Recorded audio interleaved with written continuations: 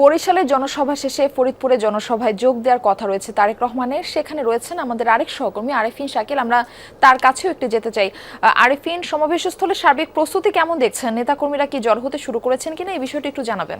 ধন্যবাদ মারফি। এর মধ্যে নেতাকর্মীরা আধুনিক কলেজ মাঠে এসে উপস্থিত হতে শুরু করেছে। নতুন ব্লেন্ডে আরো রিচ অ্যারোমায় সেলন ফ্যামিলি ব্লেন্ড টে। স্লোগান দিচ্ছেন খালেদা জিয়ার নামে, তারেক রহমানের নামে এবং সেই সঙ্গে তাদের দলীয় যে প্রতীক সেই প্রতীকের নামে। হয়তো ছবিতে দেখতে পাচ্ছেন নানানজন নানানভাবেই নানান সাজে এসছেন এখানে।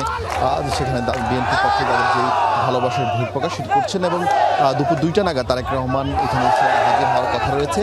এরপর তিনি বক্তব্য রাখবেন। মূলত ফরিদপুরের সমাবেশ হলেও ফরিদপুরের পাশাপাশি গোপালগঞ্জ, মাদারীপুর, শরীয়তপুর, রাজবাড়ির বিএনপির নেতাকর্মীরাও কিন্তু আজকে এই সমাবেশে যোগ দিবেন। এখন পর্যন্ত আসলে শুধুমাত্র ফরিদপুরের নেতাকর্মীরাই এই জায়গায় অংশ নিয়েছেন। অন্যান্য জেলার যারা নেতৃবৃন্দ রয়েছেন বা নেতাকর্মী রয়েছেন তারা এখানে আসলে হাজির হননি। তবে ধারণা করা হচ্ছে হয়তো 1-2 ঘন্টার মধ্যে তারা এসে হাজির হবেন। আজকের এই জনসভা খুবই গুরুত্বপূর্ণ এই ফরিদপুর অঞ্চলের জন্য। বিশেষ করে বরাবরই বলা হয় ফরিদপুর অঞ্চলে বিএনপির অবস্থান খানিকটা নাজুক থাকে, যেহেতু দীর্ঘদিন পর নির্বাচন বিএনপি অংশ নিচ্ছে এই নির্বাচনে।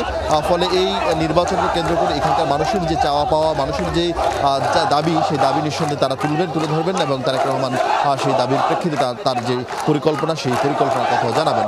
এবং সব মিলিয়ে যদি বলি মারফি, সমাবেশ 2টা নাগাদ শুরু হবে এবং সেই সমাবেশ শুরু হওয়ার পরপরই হয়তো সেই খবর আপনাদেরকে জানাবো।